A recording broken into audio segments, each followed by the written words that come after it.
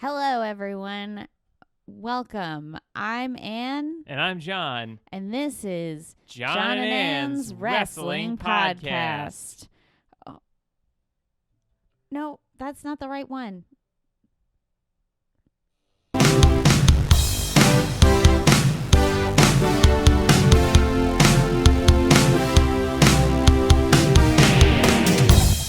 Okay, that's good.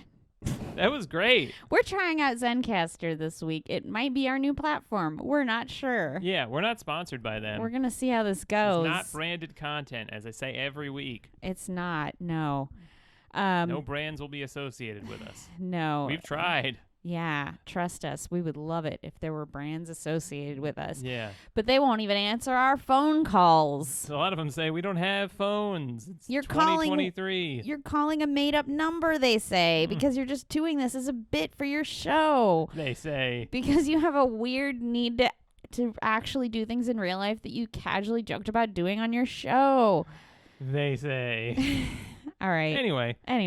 It's been a big week for wrestling, right? It's been a pretty big week for wrestling. Not that we'd know anything about that.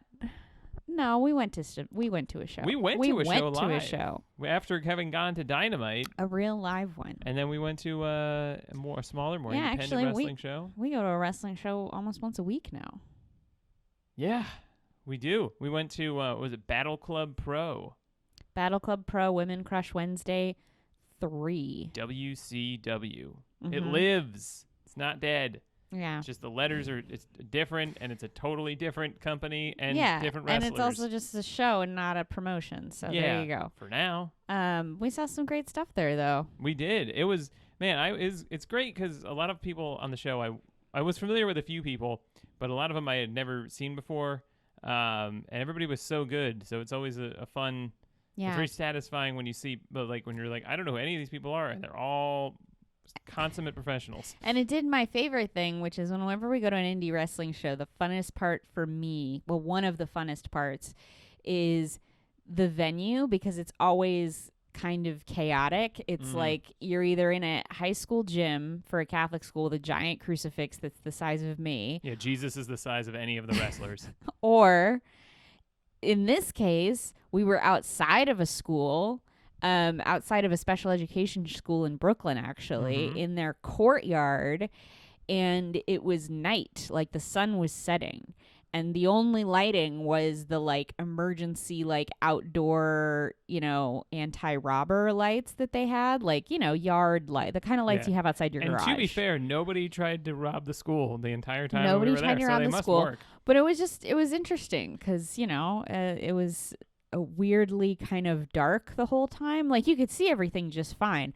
I highly doubt their cameras got much good footage, though, because... Yeah, I feel like the videos might not have come out great, but for us, it was great. It was moody, Yeah, it was very moody. It was like 80 degrees that day, so they made the last-minute decision to have it outside. I'm not sure if they were going to have it in the gym or something. I think probably. And then, they just had it. It was like a perfect little space, and it was a nice, like, good crowd there, too.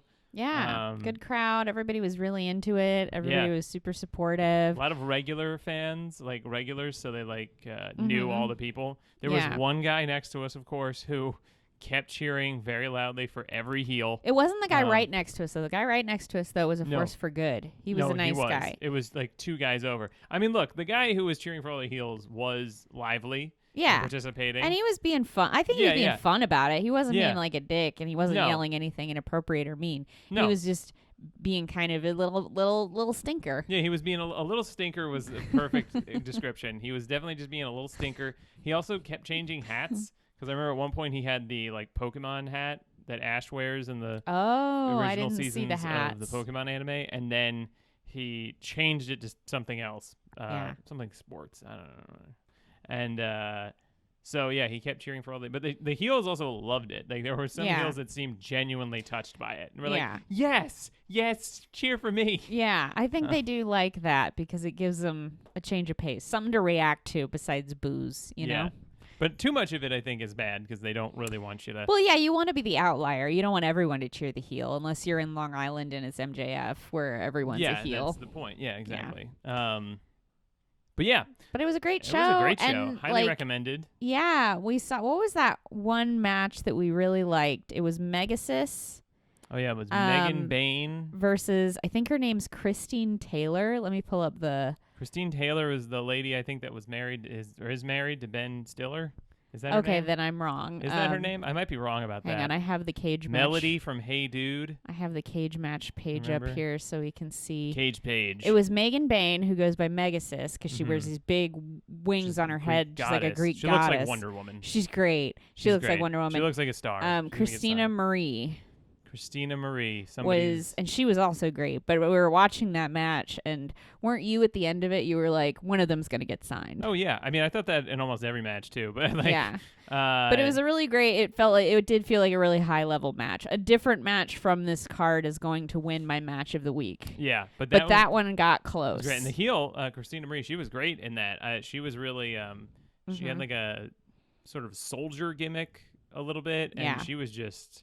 I mean, working it made sense to. It was almost kind of easy to root for her because she was smaller than Megasis, so it like made sense that she would be like extra vicious, from a kayfabe perspective, because she wants to she's got to. This person's twice her size. She's got to throw everything at her that she can and be as vicious as possible to get that win. Yeah, but they were great, and that was a really great show. It was a great show. Highly recommend. The next one they do. Mm-hmm. All right, well, so should we get on to our main topics that we wanted to cover today? Sure, that was a topic I wanted to cover anyway, so that worked out. Yeah, I figured that was a fun way to start us off, but now we can talk about the meat and potatoes. Meats and taters. If you will. That's what we should call this. Meats and taters. The meats and taters. The meats and taters. I think we can brainstorm. I think we nailed it. Let's copyright it. Let's trademark that one. Well, we got... The big thing this whole week is CM Punk coming back to AEW / sounds like CM Punk is coming back to AEW. We've been talking about for a while, folks. We have, but it's here really been on the podcast and in our personal life, which if you're not privy to our personal conversations, that's a you problem. Yeah, we have that behind a paywall. If you want to hear all of our personal conversations, get on the Patreon. We record ourselves 24/7. Probably a mistake. That would be so boring to be honest. Would be. We would think it was so spicy, and we'd be so afraid constantly of that we said something awful. But then if anyone actually tried to listen to all our conversations, they would just fall asleep. Be like, you guys just do a lot of bits. You guys do you guys just ever actually talk to each other? Do you guys just talk about TV shows and wrestling all the time, and then constantly apologize for any strong opinions that you have? Yes. Yeah. We communicate exclusively through bits. But yeah, so anyway, sign up for the Patreon, but that doesn't exist. But yeah, CM Punk, the scuttlebutt is that he's on his way back, and that now I'm hearing that Warner Brothers Discovery has also been notified that he will be coming back 100%. There's a lot of opinions on this, including opinions of my own. We got opinions. There's opinions. He's got opinion. I've got opinion. We got some opinions. Yeah, every one of us has a opinion. Mm-hmm. But the rumor is also that he's saying the rumors are out there that he is saying that he's willing to work with, he just wants to come back to wrestling. He's willing to work with the Elite, who we got into the fight with. But if they're not willing to work with him, then he's willing to stay away from them completely. He's willing to work with Adam Page or Chris Jericho, anybody that he's had an issue with. It's like when your boyfriend begs you to take him back and promises that he won't even be on Facebook anymore if you do. I don't know how much we can buy.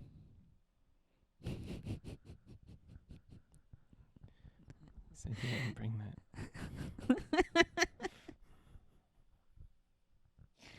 I love it because I don't think I've been on Facebook at all in the entire time we've been together in our relationship. You've deleted Facebook. Acting like we have some kind of Facebook drama is very funny to me. Yeah, it's also just Facebook is a funny reference. Anyway, so they have, so I mean, there's a lot of opinions on whether he will come back, but also there's a lot of opinions on should he come back and how this information is getting out there. Is he trying to How is it getting out there? Well, is he leaking?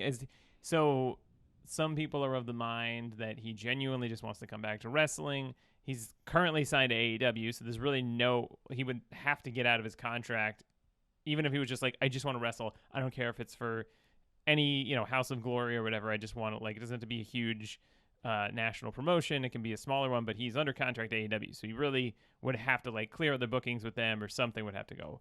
And he's a big star. It makes sense that he would want to go back to AEW. So is he doing this genuinely, or is he letting this stuff get leaked out there so that he can pressure the company and the elite into working with him, or pressuring, making them look like the bad guys for refusing to work with him? I hope that didn't drown out your thing there. I just wanted to do music to make it.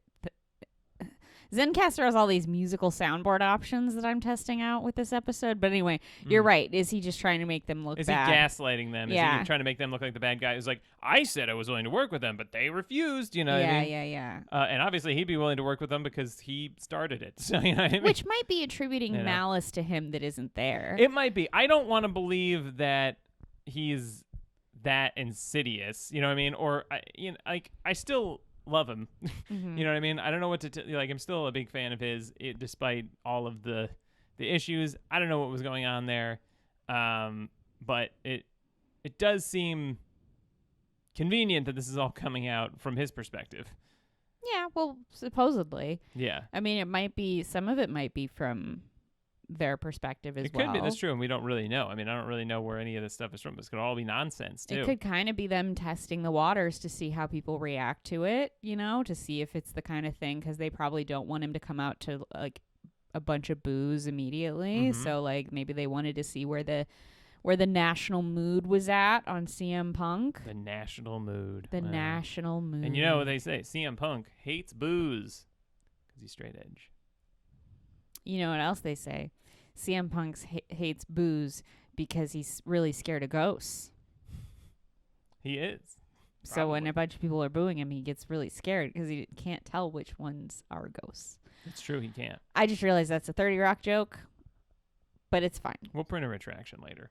But yeah, I don't know. So I don't really know. I mean, obviously this is all just rumors and nonsense, and I do have a communications degree, but it's not in journalism, so I can't. It's in broadcast communications, radio and television production specifically. Have not used it in about 15 years. He really hasn't. He doesn't do anything to help produce this. No, I really don't. I could if it so came to that.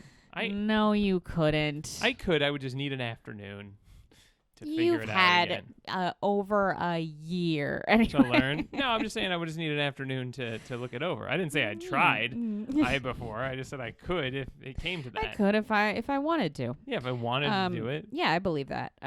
Okay. No, but I think that you should talk about the roster split rumors, because that's what's everybody's this is laughing and something that joking and making their little jibes, little barbs about. So all barbs aside, the kind of the juicier part of this, even more so than CM Punk just coming back, which I do want to say, when we were at Dynamite and Hangman was getting beaten down by the Blackpool Combat Club, 0.5% of my brain was like, is CM Punk gonna save him? And it's like, that would be a great way to bring him back, to help the guy that he shit talked, and like an apology. That would be great. But anyway, so that didn't happen. Hangman got his eye Take stabbed notes, out. Tony. Get your notebook out.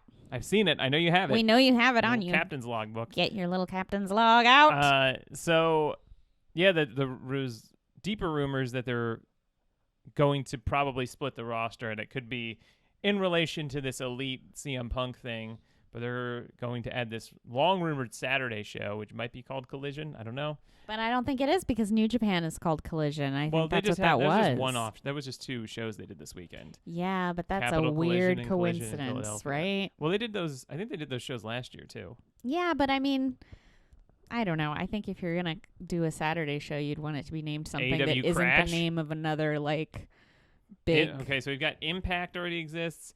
Collision exists. Crash is one. AEW Crash. Bomb.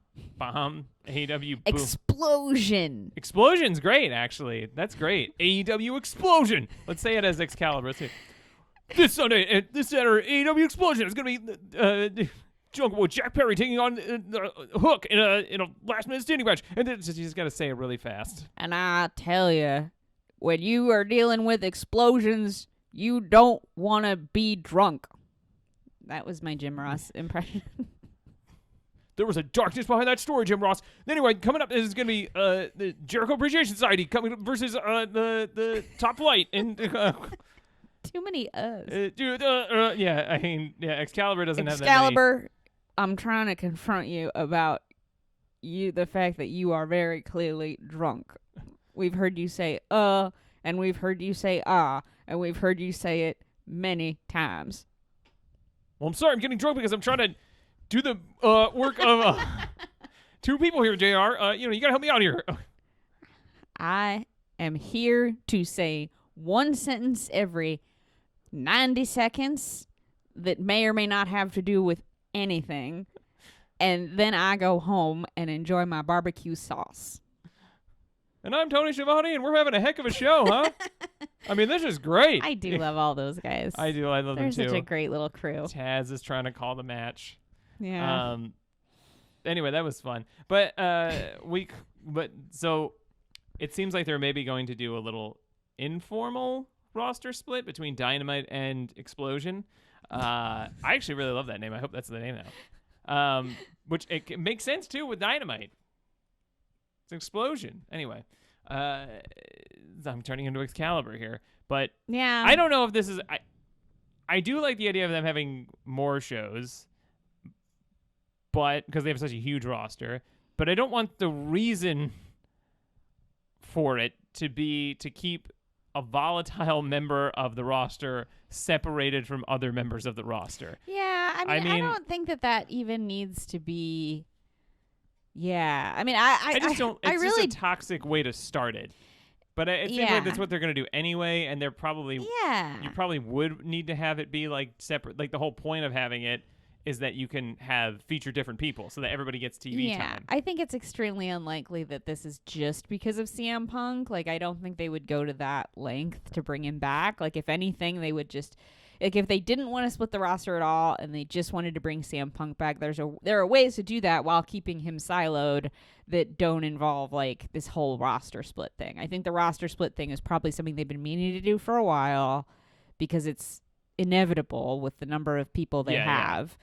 And the CM Punk thing and the timing just looks this way. Sus. Because I think, like, if you're going to bring CM Punk back, you're going to do it in the most cost-efficient, legally protected way possible. And if there are people on the roster who genuinely don't want to work with him and like hate him, you just wouldn't book him with those people. You know what I mean? Like, and you don't have to split the whole roster to do that. You can just say, okay, well, he's going to do a match with Jericho once every 3 months, or, you know. I mean, there are people that like each other that never work together. Right. Yeah. I think it's pretty easy to keep people apart, and I'm sure there are enough people who would work with him that they could have storylines for him.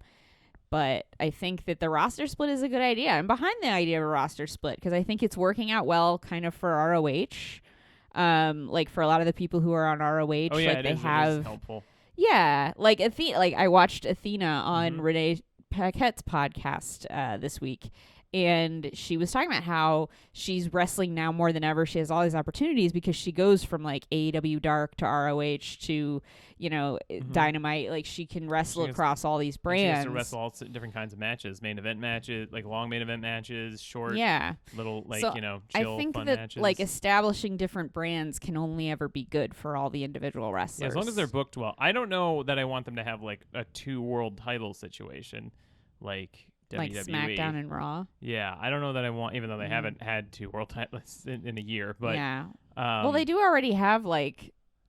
They have a lot of championships. They have many championships. Yeah, I don't think you could, and they do well. Split over these shows. They don't even necessarily have the world. I mean, MJF is not even on the show every week, so unless he's contractually obligated. Exactly. MJF's presence is required tonight. I watched him on Fightful today, and he claimed that his grandfather invented the bar mitzvah party. Could be true. It's one of those things that you literally can't prove. All right, so his grandfather, one way or the he was other. born in 1996, right? So his grandfather's about our age.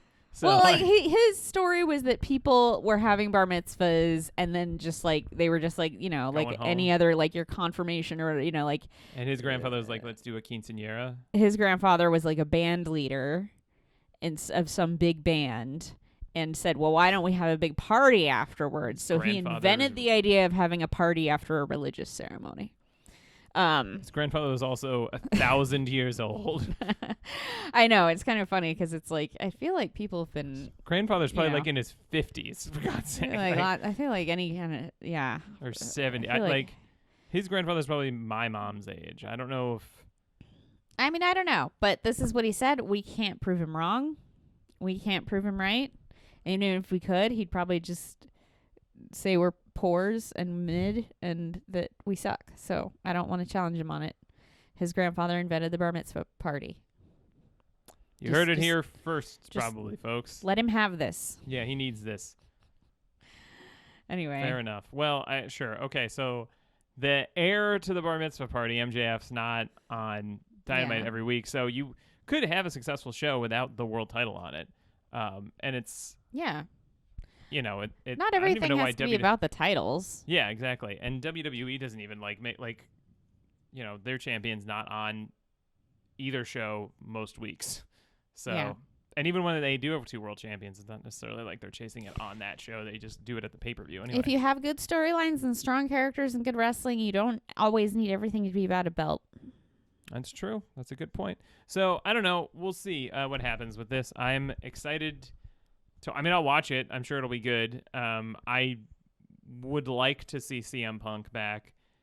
I do worry about the toxicity because again, I'm a fan, but he kind of almost ruined the company once. So we'll see what happens. Almost. It was an almost. It was an almost. Sorry. If they do a little sit down, Chris Jericho, the rumor that is that it's going to be Chris Jericho and CM Punk working on a feud together. That sounds that would be great. Exactly like that would be great, especially if they really really hate each other, and maybe maybe they're working each other. Maybe they're working us with all of this. That makes so much sense to me though, because Jericho would be the guy to step up and be like, "I'll do it with him." Yeah. I'll do it. Tony's like, we're looking for somebody. I don't want to make fun of Tony. I love Tony. But he's like, we're looking for somebody to fight CM Punk, when he comes back. And I know you guys don't like him. But, like, if somebody could just step up. And, Jericho. Yeah, literally Jericho makes that face and does I'll this. do it. And then. Yeah, I'll fight him. Adam Page is in That's the back. That's my Jericho impression. Yeah. I'll fight him. Yeah. Yeah, so, I mean, I want to watch that. I want him to come back. I don't want, I was happy when he was there. I don't want him to like go. I want him. I also don't want this to be like the end of him. You know what I mean? Because it's a real sour taste. Even if you want to be like, maybe some of it was the Elite's fault or whatever, it doesn't really seem like that. But it's, who's been getting off real. Regardless, it's a bad taste. I don't want to leave it at that. I would like some shot to make this better. You know who's been getting away with, no scrutiny, no like side eye, no like he's been getting out of the situation completely without any like flack, and I think that's super suspicious. Is the dog Larry the dog? Maybe everybody's like, maybe it was CM Punk's fault. Maybe it was the Elite's fault. But no one ever says, maybe it was the dog.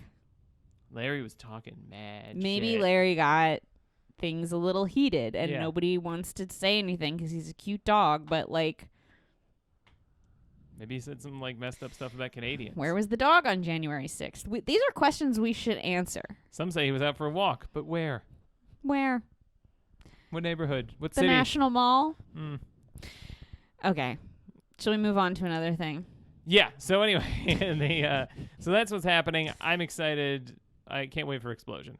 I mentioned that New Japan was having their big pape at their big pay-per-view is what he means. Big old pape. But it was Sakura Genesis, which is like one of their bigger pay-per-view shows, and they had a situation like a Cody Rhodes Roman Reigns situation where this wrestler Sonata was going to challenge Okada, the ace of the company, for the IWGP World Heavyweight Championship. He had never won it before, but he had just won the New Japan Cup for the first time, similar, to like winning the Royal Rumble, because the winner it's a tournament, single elimination tournament. The winner gets a title shot. And this is a very, very similar thing to Cody Rhodes, a guy who had been, very close to getting it several times. He'd been coming up and even though he actually did the opposite where he stopped bleaching his hair. But he had joined up with a new faction. He changed his whole look. He also, at the pay-per-view, debuted little shorts instead of long tights. And when he because the first time after he joined, he left Los Ingobernables de Japón and joined just 5 guys. He came out the next show with his beard shaved, clean cut, black hair, stopped dyeing it, and the crowd was like, "Oh man!" They all gasped. And then at Sakura Genesis, the pay-per-view, he takes his robe that he never wore a robe before, but he took the robe he was wearing off, and he had the short trunks, and everybody was like, "Oh!" Because it was just it was totally different, and he looked like the guy. You know what I mean? He looked like the ace, and they had a great match, and he won. And so he finally won the IWGP World Heavyweight Championship. He's the guy on the top. I hope he has a year-long title reign. He's totally changed his character, and he's adjusted his wrestling style. And there's a lot of emotion behind this story. And it's just interesting because it's so similar to the Cody Rhodes thing. And there really could be merit to the Cody Rhodes story, because this is how New Japan, but this is what I said before. This is how New Japan books this, because Sonata's had multiple title shots. Yeah. And he's been there for a while. He's been wrestling for over 10, because I remember watching him in TNA and like over 10 years ago. And he's been in New Japan with LIJ for this since 2017 at least, maybe 16. So he's been there for a while, and he's had multiple shots. So maybe this Cody Rhodes thing could work. Obviously, there's merit to this. This is a style that has worked very well before, this booking style. I, again, just don't necessarily trust WWE. Right. Okay, that's all I was going to add. Great, yeah. is that you've said that before. Yeah, I just wanted to bring it up again because it was, a lot of people were saying, because people were being like, you see, New Japan pulled the trigger on the guy that needed to win, and people were kind of clowning on WWE, and it's correct, but then also other people were like, yeah, but not even in defense of WWE, but just people who watch a lot of New Japan are like, this is his 7th title shot, and this is how Gato, the guy who books New Japan, he books this stuff all the time. There's people, Kota Ibushi had to win the G1, which was a 2-month tournament. He won the G1, got his title shot in the main event of Wrestle Kingdom, lost, then had to win the G1 again the next year and got another title shot, and then he won that one. So it's New Japan loves the struggle. Do you think New Japan books with that that much foresight? Yes. Because it seems like it would be hard to book with that much foresight, because injuries, people leaving, you never know what's going to happen. I do generally think that they book pretty far out in most circumstances. And I do think that is the better way to do it.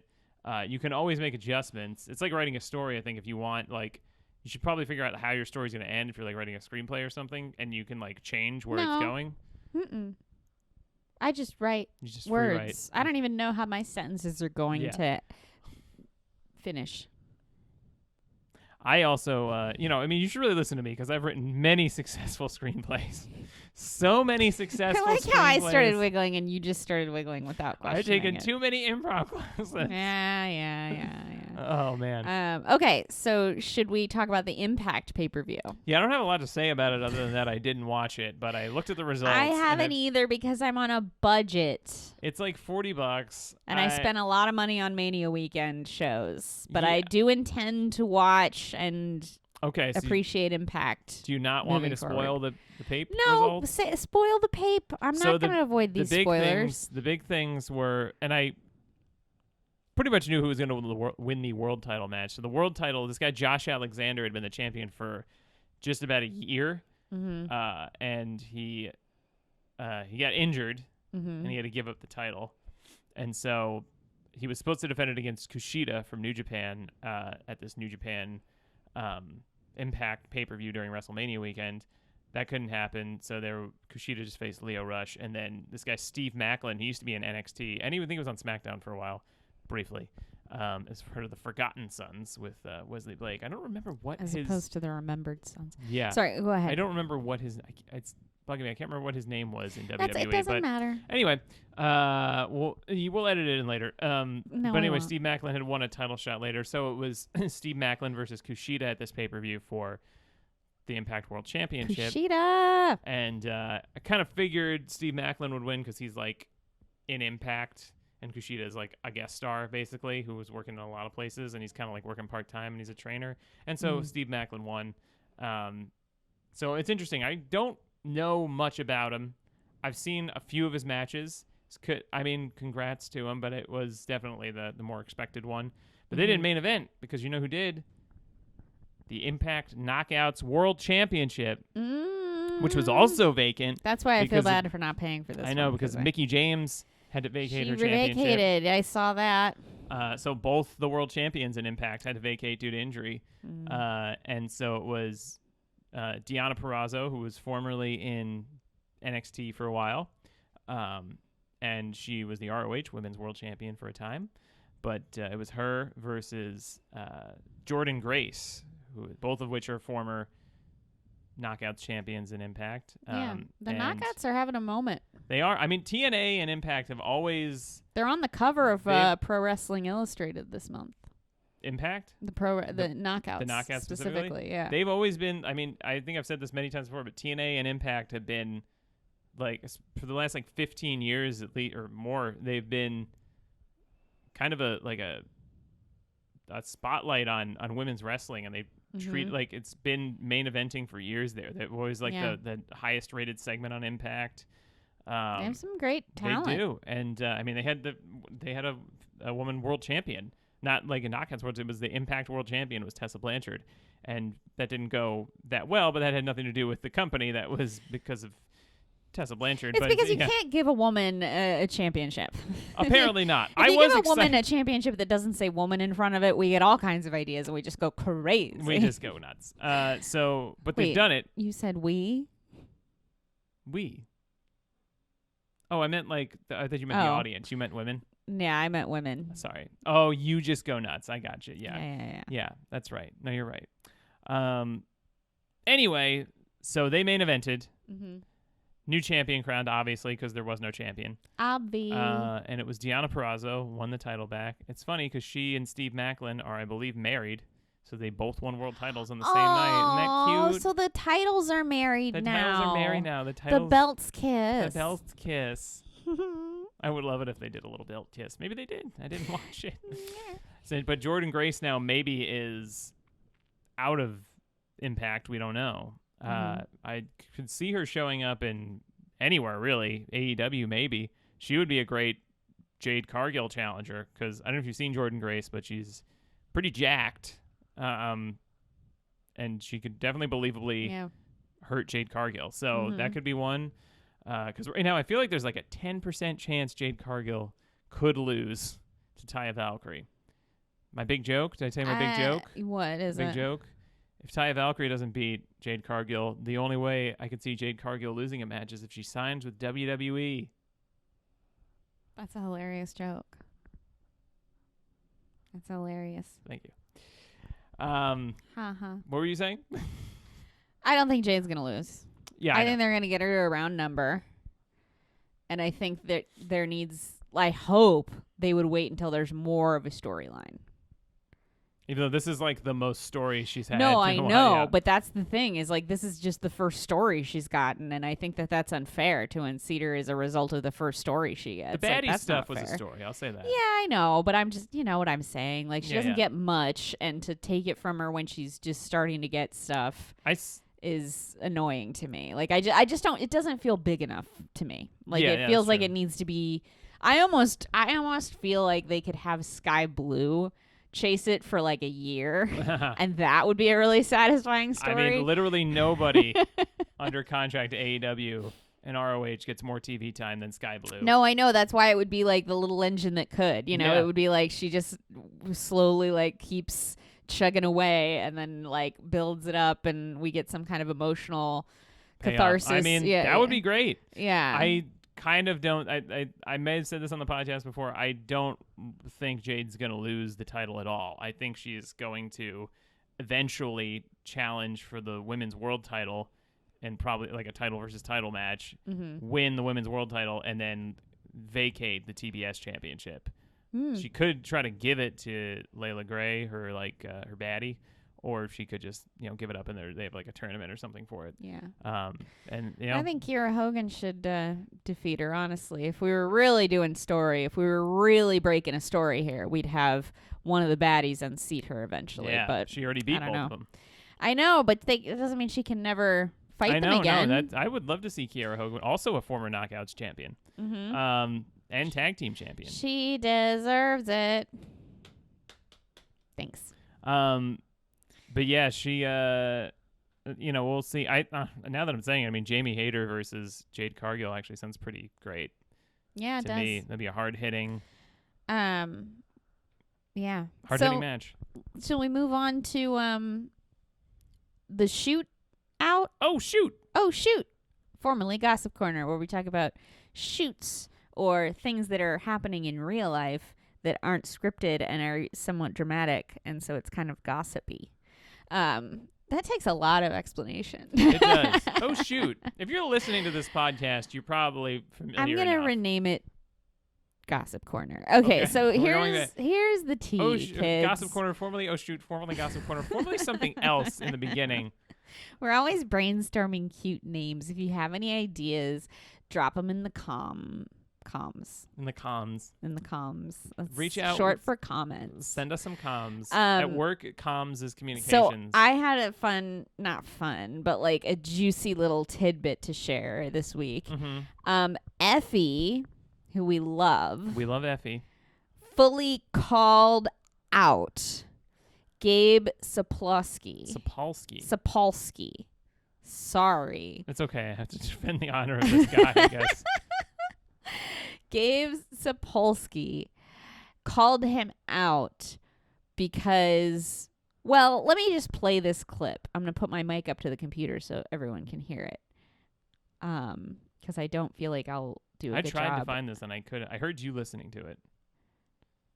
Hi, this is Effie. I'm a world-traveled independent professional wrestler, and recently some things have been brought to my attention that sound complimentary, but I take a little issue with them. Gabe Sapolsky, you've been holding seminars online and discussing things about how Effie is wonderful at branding and selling myself and making money, and of fucking course I am. But I politely ask that you keep my name out of your fucking mouth, because you're the problem with the entire industry today. For years at Evolve, because you did something good with CM Punk at Ring of Honor, you could manipulate and gaslight and carrot dangle and underpay and lie to people about pay and give them t-shirts or let them set up your ring for 2 years and then never really give them opportunities. And most egregiously of all, making more money on seminars than any of those shows ever actually drew on their own ticket-making foundation. You, sir, are the problem with what's holding indie wrestling down. You, sir, are the creative control that keeps people from having agency over themselves. Of course I'm successful because I never listened to you. You tried to stop me from doing things that said would get me blackballed, and I only got bigger and better. And I know you had to run away to sell NFTs when you got fired for a minute, but now that Triple H has you back, everyone seems to have fucking forgotten that you are a fraud, a fool. And beyond all the pay issues, I've heard all the stories of you yelling and screaming and acting like a petulant child in an environment that should be wonderful, nourishing, and uplifting to those that are there. So if you'd like to hear a real seminar, you can come talk to me. I'm happy to do it, but I imagine that listening to Gabe at this point is probably not your best bet. I'm sorry to go off on a rant, but I had to say something because this is the 9th time someone has brought up that Gabe said, Effie doesn't like me, but look how good he is. Well, of fucking course. I'm not wasting a whole video on him. Tonight at 8 p.m., we will celebrate indie wrestling with positivity. So Gabe Sapolsky is UCB. That was, wasn't that juicy? It was. That's like, wow.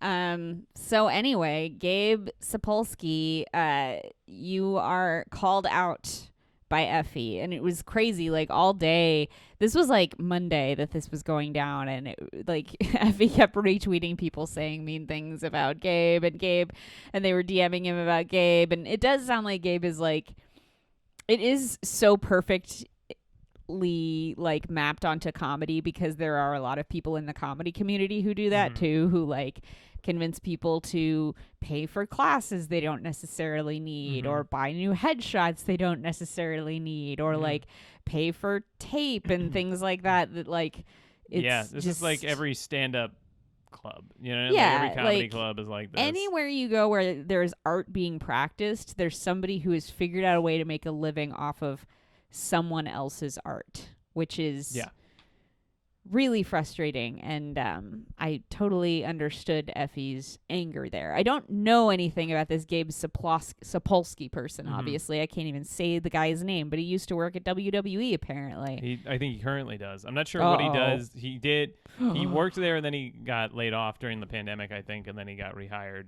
Or Vince McMahon maybe laid him off, and then Triple H rehired him. Gabe Sapolsky was the booker for Ring of Honor for like the first 6 years or something, that they, like from like 2002 or 3 to like 2008, and then he had like a falling out with him and left. And the only thing I'll say about Gabe Sapolsky, or the only like positive thing I'll say about him, is that era of Ring of Honor is like incredible, and it's very well booked, and it's like where that's where like CM Punk and Bryan Danielson and Samoa Joe, like Homicide had a big run there. Like it was like the kind of the not the birthplace, but where indie wrestling like blew up, and Ring of Honor became like the hippest wrestling on the planet. And it was very well booked. But after that, he ran Evolve, and Evolve was good, but I think that was probably less to do with him and more to do with the talent. And I've heard quite a few stories about him, or, offhand stories about him being a pain, being kind of a hack, screaming at people, being like just annoying. It seems like he's not the best. Now, correct me if I'm wrong, and I want to say that this is me alleging something. This is not me saying this is something I know, but the subtext of Effie's video there, and this is just me watching the video and going off of what I see. He says that like there are things that Gabe told him not to do because he would be blackballed. I read the subtext there being Gabe probably told him to tone down the gayness. I would imagine, because I can't think of another. I mean, that's Effie's kind of main thing, is that he's very proud gay, of himself, and very proud. And it's and he does a lot of stuff that most wrestlers don't do.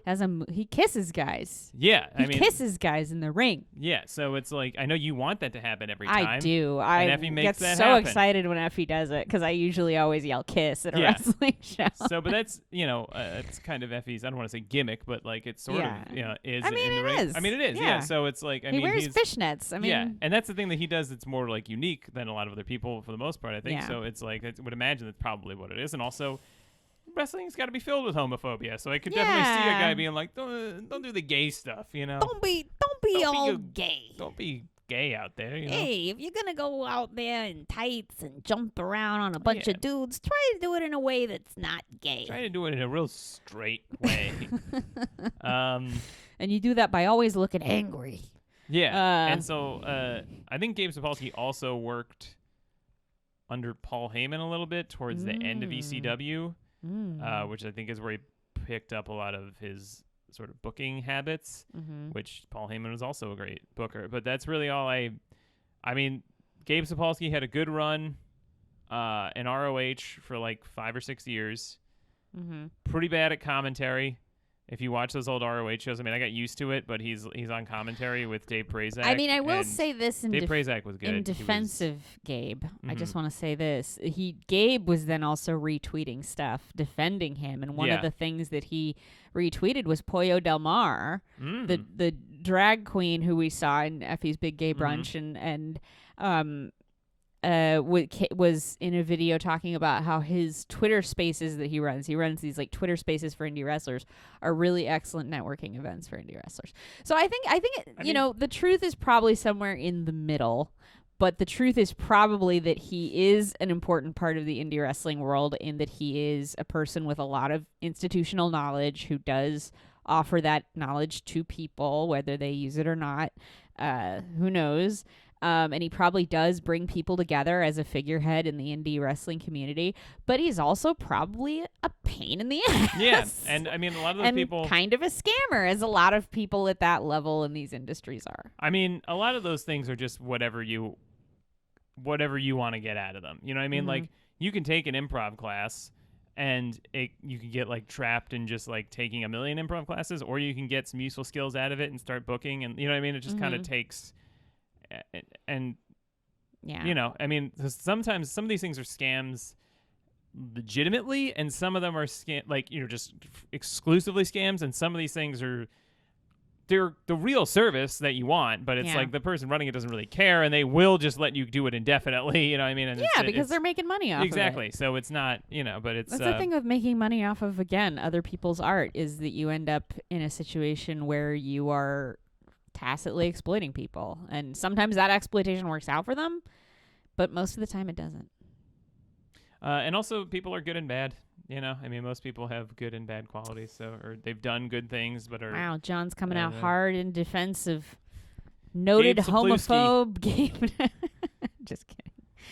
All of this is alleged. This is just Twitter drama. Yeah, gossip. I mean, we really threw the homophobic stuff in there. I know, that was all me. Let's edit out me saying we're not we really editing. threw the homophobic stuff in there. There's no editing. It's Zencaster. The homophobia stays in. We were saying that there might have been.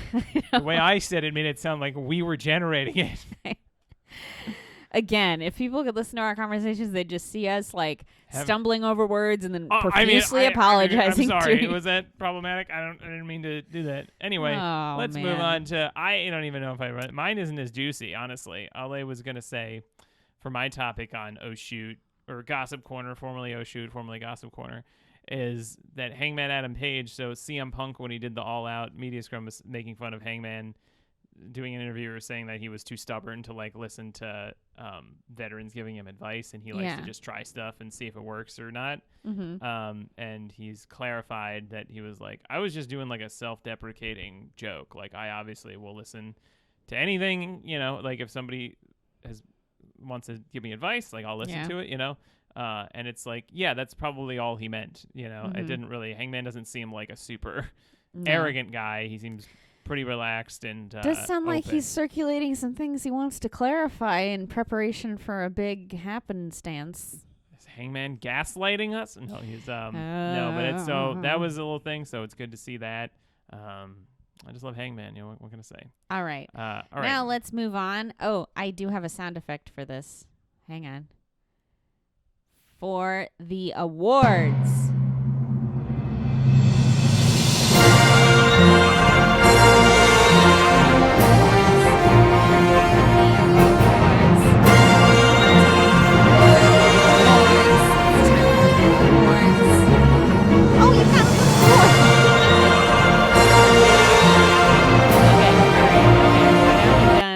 It's time for this week's awards. All right. So first up is promo of the week. Formerly No, it's still promo of the week. I know, it's always been promo.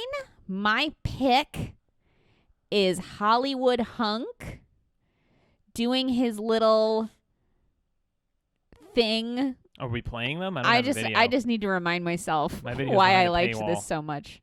You what? My video is behind a paywall. Well, we don't have to watch your video.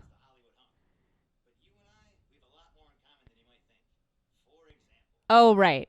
So Hollywood Hunk, I just wanted to remind myself how we got into this. So Hollywood Hunk does this great promo ahead of AEW Dark Elevation where he talks about how he struggled through his elite private school and his elite private D1 athletic school. And he just talks about all the hardships that he's overcome to get where he is today, of having to work a part-time job for 6 months. It's very funny. Yeah, and I think he presented the elite like D1 school and the private school as being part of his hardships. Yeah, I think he was like, these are Oh yeah. normal things that we all do. Yeah. He said Yeah. that was a normal thing, and then when he left school, he had to get a part-time job for 6 and months, and he reacts to this with tears. That was hard. Yeah. It's very funny. I highly recommend you go watch it. I honestly had never really paid attention to Hollywood Hunk until I saw this promo and realized how funny it was, and his line reads are very, very funny, and just the way he does it is like so. It's like he's trying to not try, and it's just a really fun. I don't know. I really enjoyed it. It seems like he's been developing this character for a while. This is why, I mean, it's great to watch Dark and Dark Elevation. It's hard because there's just so much content, but Ryan Nemeth, Hollywood Hunk. Yeah, I think he got there with this. Like that promo, like in a moment, gave me a whole story. Yeah, a whole character, and I was like, great, kind of all you need. We've done it.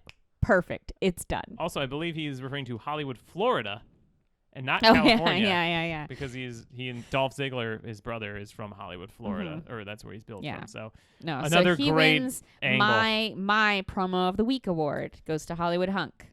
And then that's a great one. And then just in the interest of having a different one, my promo of the week will go to Eddie Kingston on Ring of Honor. I almost did this one, but then I couldn't find a clip of it, and I was like, I'll do the Hollywood Hunk one. I mean, we have it. It's on Honor Club, so it's behind a paywall. But Eddie's just so genuine sounding all the time, and he's such like a good actor because he's kind of always telling the truth. Yeah. Or like a version of the truth. And he just had this really heartfelt thing about how he's injured for a while, so he's going to be gone for a while. I'm not sure. He's got a hernia. Mm-hmm. And it's, he just wove it into the story, like his match with Claudio. He didn't take it seriously enough. And he was like, Claudio, you were right. I didn't take it seriously enough. Mm-hmm. And I thought you were soft, like a mark. I believed you were soft. And I could bully you around, and you aggravated this hernia, and I'm just going to have, Eddie's so good at failing. You know what I mean? Like, and like he's so good and like taking it and like making you cry. Yeah. And, like, well, and the thing that I which think is almost why he can never win. You know what I mean? Like, yeah, really. I think the thing that he does that you're reacting to is like he always believes what he's saying. Yeah. Like even if what he's saying is not necessarily like the truth, even if it's a work or whatever, it's like he always believes it. Yeah. So it's and I almost feel like sometimes that's a problem that wrestlers have, where with all the CM Punk stuff. It's like the best wrestlers are people who believe their own bullshit. Yeah, and CM Punk just like almost took it too far. Yeah, you know what I mean? But I feel like that is like the source of a lot of drama behind the scenes is when people start to believe the promos too much. But he's very good at that, and that was a great promo. That was a promo that I like was doing something in the kitchen, and when it was on, I like stopped and came in the room. Eddie Kingston's a draw because I was like, I gotta see what Eddie's gonna say. The king. Yeah. Okay. So Eddie, there you go, buddy. There's yours. Hey, you know what? You keep up with this after wrestling, you might be getting one of these. We got a bunch of these down here. We got a bunch that of one's them. yours. Just, it has your name on it engraved. Yeah, come pick it up. Come pick it up. Anytime. We're in work Queens. From home. Yeah. We're in Queens. We work from home, so anytime works. Okay. Now, let's move on. Next is match of the week. Pew, pew, pew, pew. Okay, so I picked Masha Slamovich versus Sumi Sakai. Mm-hmm. At the Women Crush Wednesday Battle Club Pro Women Crush Wednesday 3. Masha won, and this was just a great match. I mean, I'm always biased to matches that I see live because it's so much more exciting when you see them live, but also like this was really cool because all the whole female roster from the whole card basically came out to like stand and clap and when Sumi came out, and that was really sweet. And then the match itself was great. Masha is a heavy hitter, and Sumi was not backing down, and really did a lot of hard, heavy hitting stuff. But then also there was like comedy to it. Yeah. Like we've been quoting Sumi this whole week since we saw this match because there was a point at which she came down through the crowd to get chairs. Like she got so many chairs. I don't even know if she used all those chairs. I don't think she did. She slammed her on the chairs. Yeah, she picked up like 5 chairs. And she was going through the crowd getting people to give up their chairs. She was grabbing like empty chairs. She was grabbing empty chairs, and then she made one guy give up his chair, but I think it was a guy she knew because she was talking to him kind of familiarly. And then she came down to our section, and one guy just jumped out of his chair to give it to her. And she says, You're a good guy. And we all laughed Yeah. heartily. And John and I have been saying that to each You're other a good for guy. a full week. Like, you're a good guy. Yeah. And that was great. I mean, Masha won, but Sumi really made that She won our hearts. special. She won our hearts, but they both win match of the week That's and right. version. There you go. Okay.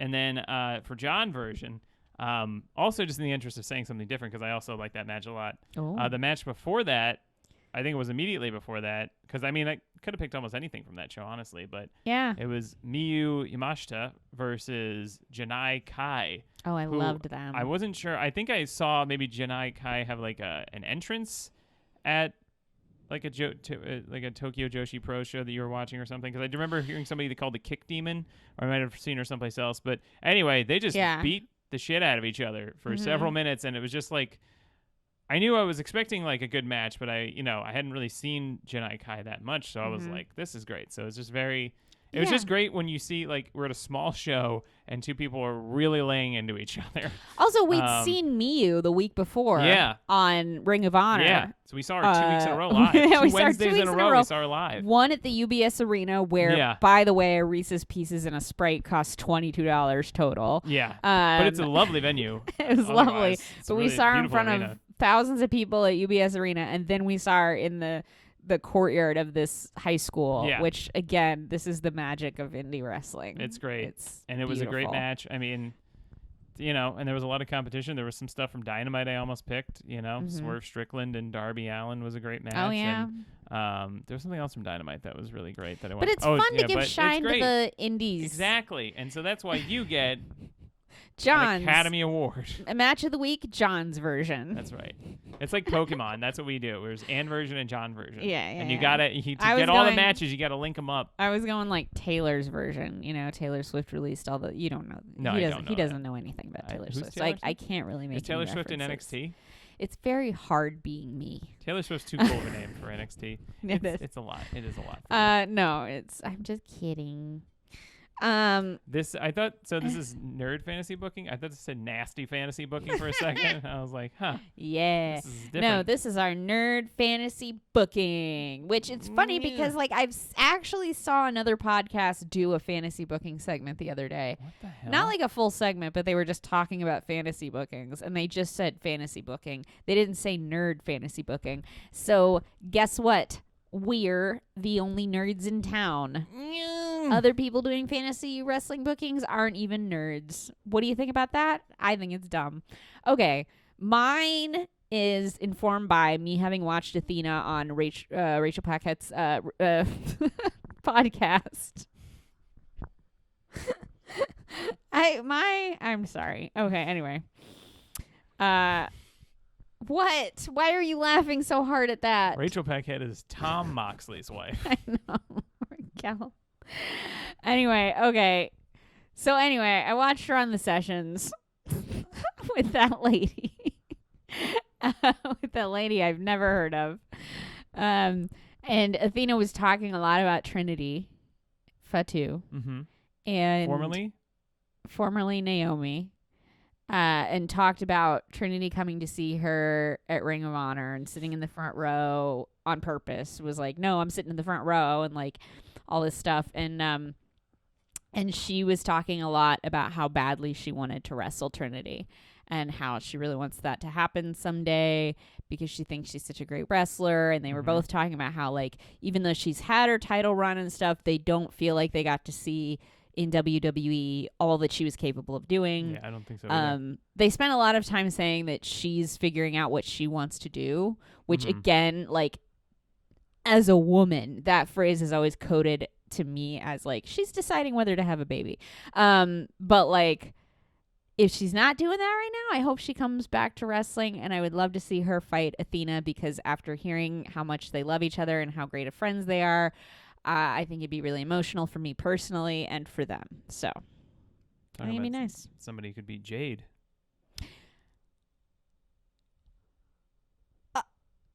Trinity Broadcasting System. That's the Christian network. That would be basically. great. Yeah. Tony, I'm sorry I almost made fun of you earlier in this podcast. I promise we only do it out of love. That voice that he does, it's just out of love. We do love you. Because we love you. We think you're a really lovable character on our TV screens.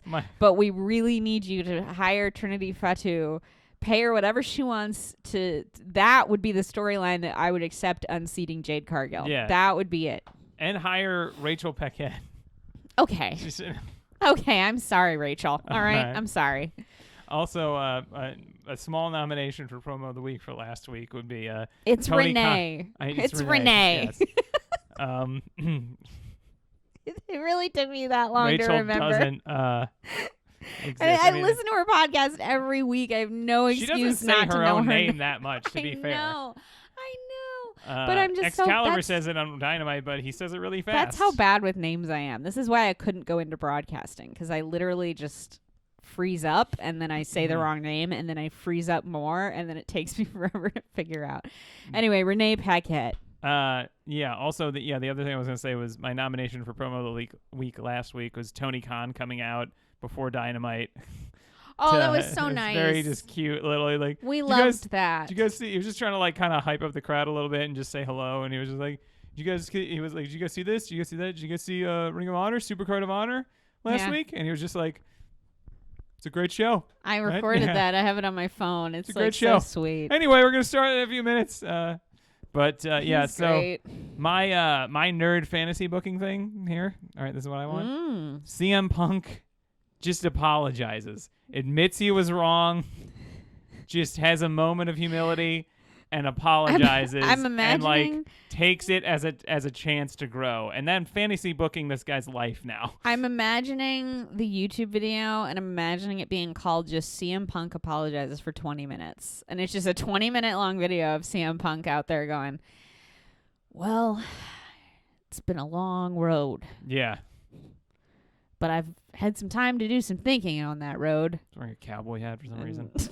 I don't know. I don't know how you apologize as a wrestler. I mean, just to do it as a person, too. Yeah, I know. But, I mean, it would be great. I mean, if you turned it into a promo, that would be equally as great. But, yeah, just something to, be like, look, I'm sorry. I mean, I even if it doesn't even matter whose fault, whatever it is, I mean, it was clearly his part was more public. So if he could just What's be the dog's name again? Larry? Larry. And Larry comes out and he's like, yeah. I thought, and then they started fighting, and that's my fault. And CM Punk is just listening and crying. It's an impression of a dog giving an apology.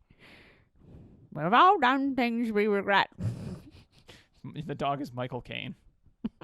That's how dogs talk. All dogs talk like Michael Caine. We've all done things. We've all done things we regret. Mr. Wayne. She was Master only Wayne. 16 years old. Okay. He didn't say that to Batman, right? No. Okay, God. That's Thank from God. It's from a movie I love called The Trip, or a series I love called The Trip, with Steve Coogan and another guy whose name I can't think of right now because I'm famously bad with names. But don't even try. I'm not even gonna try. It's Rachel. It's Rachel. Oh God. It's Rachel. It's Rachel Package. There's a venue in Austin, Texas, called Spider House, and every time somebody said it, I just thought Cider House rules. Even though a movie I've never seen, but cool story. Anyway, that's my Michael Caine thing. I think that's it. That's our show. That's our show, everybody. So subscribe to the Patreon so you can listen to our recorded conversations. Yeah, our really boring, neurotic, nerdy conversations we have in our home. And we'll be back here next week. Whether we're on Zencast or not, it remains to be seen. I'm going to see how this goes, and we'll let you know. All right. Hey, good night. Love everybody. Good wrestling. Good night. Good wrestling. Bye.